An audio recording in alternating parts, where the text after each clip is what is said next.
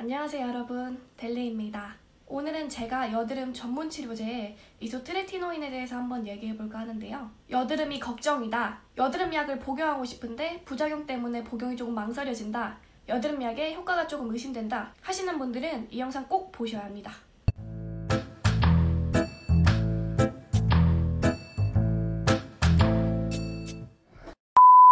제가 1년 동안 이 이소트레티노인을 복용하면서 경험했던 효과나 부작용에 대해서 간단하게 말씀드릴 거예요. 그럼 이 이소트레티노인이 뭐냐? 우리 피부의 피지를 억제해서 여드름을 예방, 완화시켜주는 여드름 약의 가장 주된 성분이에요. 이 이소트레티노인의 가장 유명한 약 3가지는 아큐네탄, 로아큐탄, 이소티논이죠. 로아큐탄 같은 경우는 지금 생산이 중단된 상태입니다. 왜 이렇게 잘 알고 있냐고요? 제가 피부과에서 근무했었기 때문이죠. 제가 처음에 피부에 여드름이 많이 났을 때는 이 약을 먹기가 조금 두려웠어요. 주변에서도 이 약을 많이 복용하는데 부작용에 대한 것들만 말씀을 하시니까 먹기가 조금 두렵더라고요. 안구건조증이 심해졌다? 목이 너무 마른다? 피부가 건조하다? 입술이 너무 심하게 갈라진다?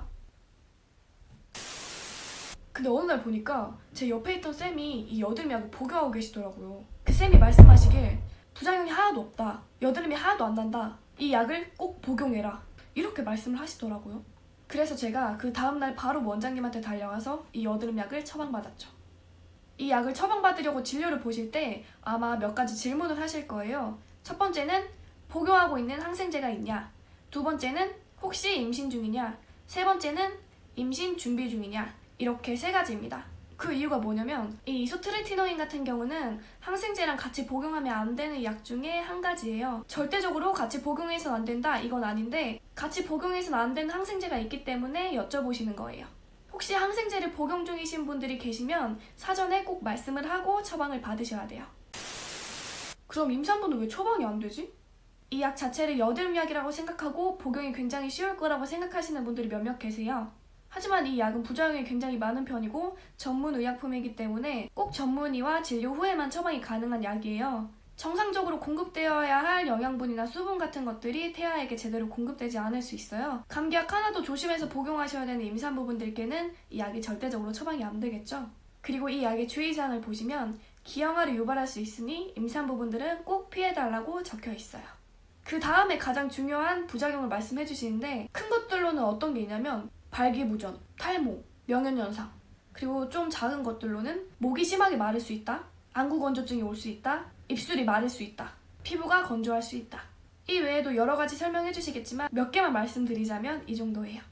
그럼 이 명현현상이라는 건 뭐냐? 피부는 나름대로 자기 철칙을 가지고 피부에 유수분을 맞추고 있는데 유수분이 계속 빠져나가는 거죠. 그러다 보니까 몸에서 만들어지는 모든 기름을 얼굴에 몰아주는 현상이에요. 피지 분비가 더 빨라지고 기름기가 많이 생기면서 이전 피부보다 여드름이 더 많이 생기는 거죠. 저도 처음에 이 약을 처방받을 때 이 명현현상에 대해서 충분히 설명을 들었어요. 이 약을 복용하는 100% 중에 3%에서 6% 정도만 이 현상이 나타난다. 이 명현현상이 나타난다고 해서 약을 끊으면 안 되고 더 꾸준히 복용을 해야 된다. 그 얘기를 듣고 저는 이렇게 생각했죠. 내가 설마 6%겠어? 내가? 많아봐야 6%인데? 나는 당연히 94%겠지. 이렇게 생각했는데 제가 그 6% 중에 한 명이었습니다.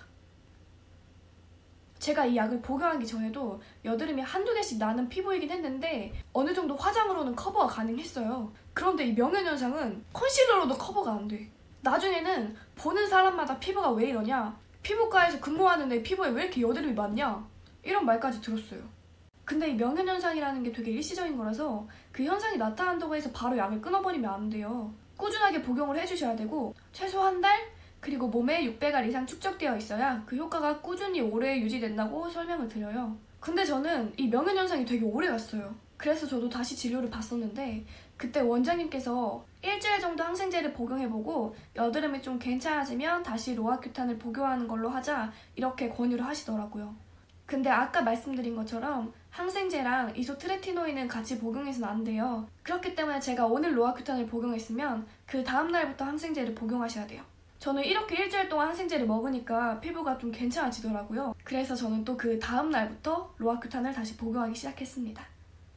이 명현현상이 저한테 가장 큰 부작용이었다고 하면 두 번째는 입술이 너무 심하게 갈라져요. 틴트든 립스틱이든 바르면 일단 갈라져요. 이 영상에선 좀 괜찮아 보일 수 있는 게 제가 어제 이 영상 촬영한다고 바셀린을 거의 먹다시피 발랐어요. 10분에 한 번씩 발라질 끼니까 괜찮을 수밖에 없어요, 지금은. 부작용과 안 좋은 것들에 대해서만 얘기를 했다고 하면 이번에는 효과에 대해서 한번 얘기를 해볼 건데, 일단 이 약의 가장 큰 장점은 역시 여드름이 안 난다는 거. 제가 이 약을 복용하고 나서 2달까지는 스트레스를 굉장히 많이 받았어요. 사람을 마주하는 걸 싫어하고 사람이 많은 거리를 좀 피해 다니고 그랬는데, 이게 1년 정도 먹다 보니까 화장을 안 지우고 자도 여드름이 안 나더라고요. 그거 빼고 그렇게 큰 장점은 없어요. 여드름이 안 난다는 거 빼곤. 이번엔 복용 방법에 대해서 말씀을 드릴 건데, 아마 진료 보실 때 말씀해 주시겠지만 그 복용 방법보다 더 효과적인 복용 방법을 말씀드리도록 하겠습니다. 이 이소트레티노인은 공복에 복용하시는 것보다 식후에 복용하시는 게 흡수율이 훨씬 좋아요. 그리고 내가 오늘 3시에 이 약을 복용했다, 그럼 그 다음날부터는 꾸준히 3시에 복용을 해주시는 게 가장 좋습니다. 여기까지 제가 1년 동안 이 약을 복용하면서 느낀 부작용이나 후기, 그리고 경험담들에 대해서 알아봤는데, 사실 이 영상이 크게 도움이 될지는 모르겠어요. 하지만 여드름이 많이 고민이신 분들이나 이 약을 복용하는데 망설여지시는 분들한테는 도움이 좀 될 수 있는 영상이었으면 좋겠어요. 마지막으로 이 영상을 3가지로 정리해보자면, 첫 번째, 전문의와 꼭 상의 후에 드세요. 두 번째, 임신 중이시거나 임신 준비 중이신 분들은 꼭 피해주세요. 세 번째, 의사 선생님 말 잘 들으세요. 자, 오늘은 아무도 물어보지 않았지만 저의 쓸데없는 경험담을 말씀드렸고요. 다음에는 더 쓸데없는 경험담으로 찾아뵐게요.